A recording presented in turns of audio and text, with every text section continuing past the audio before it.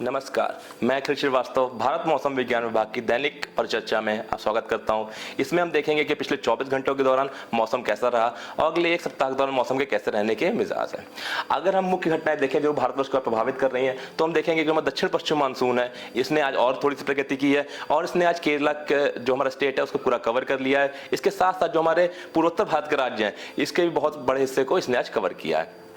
इसके साथ साथ जो हीटवेव कंडीशंस थी वो हमारा एक्सपेक्टेशन ये है कि अगले 2 से 3 दिनों के दौरान बिहार, झारखंड, पश्चिम बंगाल, उड़ीसा, उत्तर प्रदेश, आंध्र प्रदेश, तेलंगाना में जारी रहने की संभावना है। इसके साथ साथ एक सुस्पष्ट निम्न दबाव का क्षेत्र जो है वो हमारा जो पूर्वोत्तर बंगाल की खाड़ी है उस पर स्थित है और एक हमारा अति प्रचंड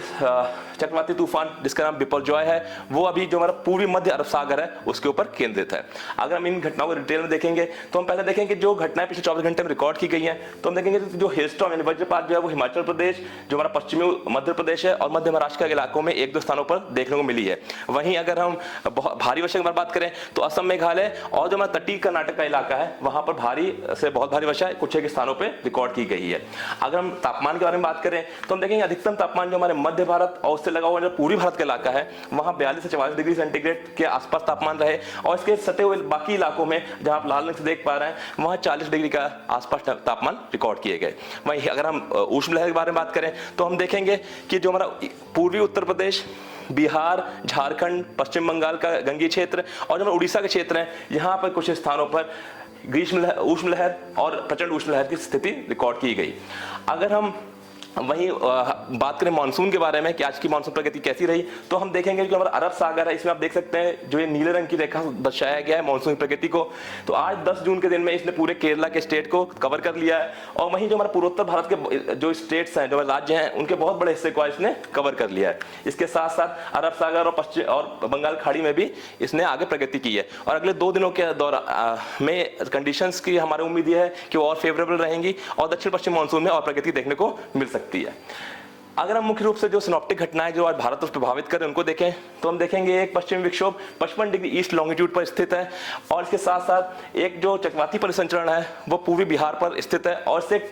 उत्तर दक्षिण तरफ रेखा जो है वो उड़ीसा तक देखी जा सकती है। इसके साथ साथ एक सुस्पष्ट निम्न दबाव का क्षेत्र जो है वो हमारा जो पूर्वोत्तर बंगाल की खाड़ी और इससे लगा हुआ जो दक्षिण पूर्व बांग्लादेश के क्षेत्र है उसके ऊपर केंद्रित है और जो हमारा एक अति प्रचंड चक्रवाती तूफान है वो पूर्वी मध्य अरब सागर पर स्थित है। जो बिपरजॉय को आप देख पा रहे हैं ये आज सुबह 11:30 बजे भारतीय समय के अनुसार 11:30 बजे इसकी पोजीशन जो है 16.8 डिग्री नॉर्थ लैटिट्यूड और 67.4 डिग्री ईस्ट लॉन्गिट्यूड थी। अगले 24 घंटे के दौरान हमारा अनुमान ये है कि इसमें थोड़ी सी तीव्रता और आ सकती है और ये धीरे धीरे जो हमारा उत्तर पूर्व दिशा की ओर बढ़ सकता है और इसके बाद के 3 दिनों के दौरान धीरे धीरे ये उत्तर पश्चिम दिशा में बढ़ने की इसकी संभावना है।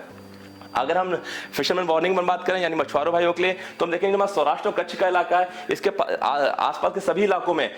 15 तारीख तक के लिए सभी तरह की फिशिंग एक्टिविटीज है उसको रोकने की सलाह दी गई है, उसकी चेतावनी जारी की गई है। इसके साथ साथ जो हमारा सेंट्रल अरेबियन सी है यानी कि जो हमारा मध्य अरब सागर है इसमें भी जितनी भी फिशिंग एक्टिविटीज है उनको रोकने की सलाह दी गई है और जो भी मछुआरे भाई बहन वहां आगे अभी समुद्र में है उनसे वापस आने की उनको सलाह दी जा गई है। इसके साथ साथ अगर हम देखें मुख्य तौर पर मौसम की चेतावनियां तो हम देखेंगे जो हमारा पूर्वोत्तर भारत के इलाके हैं इसमें अगले 5 दिनों के दौरान कहीं कहीं पर भारी से भारी वर्षा की चेतावनी जारी की गई है जिसको आप पीले रंग से और ऑरेंज रंग से यानी कि नारंगी रंग से इस मैप में देख सकते हैं। इसके साथ साथ जो हमारा तटीय कर्नाटक है और केरला में भी 1-2 दिनों में कुछ एक स्थानों पर भारी वर्षा की संभावना जताई गई है, इसकी चेतावनी जारी की गई है। अगर हम उष्णलहर के बारे में बात करें तो हम देखेंगे कि उत्तर प्रदेश, बिहार, झारखंड, पश्चिम बंगाल, उड़ीसा, कोस्टल तटीय आंध्र प्रदेश और तेलंगाना में अगले 2 से 3 दिनों के दौरान हीट वेव जैसी सिचुएशन यानी कि उष्णलहर की संभावना जताई गई है, उसकी चेतावनी जारी की गई है।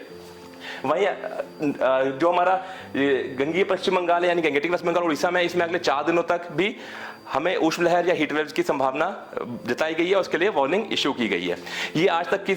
रिपोर्ट थी। इसी तरह की जानकारी के साथ हम कल फिर मिलेंगे। किसी तुरंत जानकारी के लिए आप फेसबुक या ट्विटर हैंडल जो भारत मौसम विज्ञान विभाग का है उसका इस्तेमाल कर सकते हैं। तब तक के लिए नमस्कार, जय हिंद।